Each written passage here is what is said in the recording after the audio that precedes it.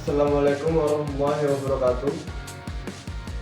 Nama saya Fatibul Umam dari kelas 08 TPLP 001. Di sini saya akan mempresentasikan mengenai kasus cyber terorisme yang sudah menjadi tugas saya pada semester 8 ini untuk memenuhi mata kuliah etika profesi. Cyber terorisme adalah penggabungan dari dua kata, dari kata terorisme dan cyberspace. Itu menurut Gordon 2003. Cyberterorisme sendiri dapat diartikan sebagai penggunaan peralatan jaringan komputer untuk memberikan pada sistem yang dimiliki negara. Bisa pula untuk bertujuan mengintimidasi pertahanan kelompok sipil tertentu. Ini bagi terorisme, cyberspace merupakan cara yang menarik dalam mengirim informasi serta dinilai lebih mudah dibandingkan cara konvensional. Hanya dengan berperangkat komputer dan akses internet, aksi ini dapat dilakukan, namun diperlukan juga penguasaan komputer tingkat tinggi. Kasus cyber terorisme ini terjadi pada tahun 2020 silam, yang telah terjadi tindak terorisme dalam dunia internasional yang berkaitan dengan dunia maya. Lebih tepatnya pada tanggal 19 Agustus 2020 itu terjadi pada Amerika Serikat yang berlokasi lebih tepatnya di kota Washington. 3 departemen Amerika Serikat mengumumkan adanya 3 kampanye yang dilakukan oleh kelompok terorisme gabungan dan meminta dukungan atas teror di Amerika tersebut melalui dunia maya, seperti halnya cyber terorisme yang lainnya. Pelaku terorisme ketiga departemen Amerika Serikat tersebut menilai bahwa aksi ini melibatkan kelompok bersenjata, yaitu Al-Qassam, Al-Qaeda, dan Islamic State Iraq and Syria yang disebut ISIS. Pada selanjutnya yaitu ada kejadian ini di kota Washington, Amerika Serikat, menyangkut objek global Destruction of Terror Finance Cyber Enable Campaign, di mana teroris berkampanye yang salah satunya kampanye tersebut bertujuan untuk memerangi pengelabuan yang menjadi hubungan antara COVID-19. Keluhan itu menyoroti skema murad cakar, seorang fasilitator ISIS yang memiliki tanggung jawab dalam mengelola operasi perestesan ISIS dan menjual APD palsu lewat situs facemaskcenter.com.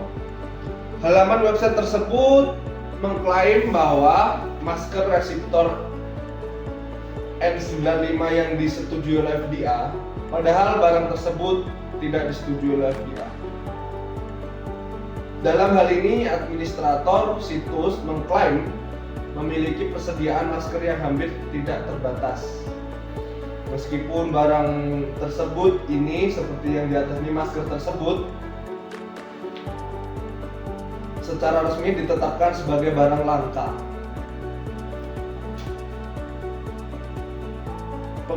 Penanganan hukum ini mencakup dalam kasus ini dianalisis permasalahannya cyber terorisme menggunakan sudut pandang keamanan global (UNICA). Hal ini berkaitan dengan security dilemma. Dilema keamanan dapat didefinisikan sebagai serangkaian tindakan dan tanggapan dari segi keamanan negara lain, pengembangan senjata, seperti halnya segala upaya yang dilakukan suatu negara untuk mencapai keamanannya, terutama dengan memperkuat kemampuan militernya, akan memicu rasa tidak aman. Faktor-faktor dilema keamanan ialah ada yang pertama, komunikasi yang buruk antara kedua belah pihak.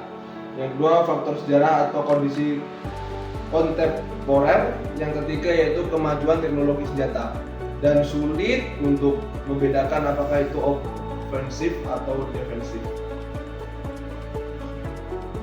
Untuk solusi penanganannya sendiri, yaitu solusinya untuk mencegah dalam kasus ini dengan adanya setiap negara perlu memiliki sistem keamanan yang kuat, meliputi berbagai macam instrumen,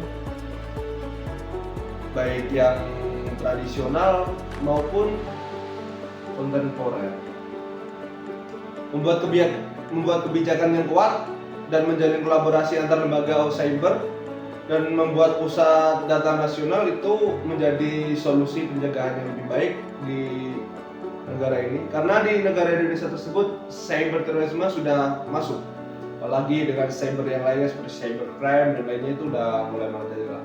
Maka dibutuhkanlah yaitu lembaga cyber dan harus membuat pusat cyber di setiap negara dan ada kolaborasi di antar negaranya.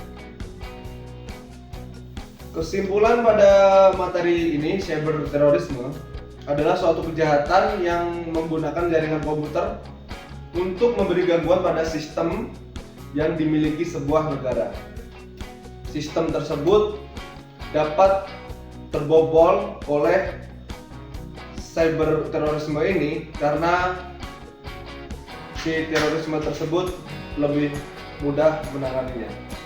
Global Destruction of Three Terror Finance Cyber Enable Campaign sebagai contoh nyata tindakan terorisme menggunakan instrumen cyber dengan perspektif keamanan global. Memandang tindakan ini berhubungan dengan security dilemma.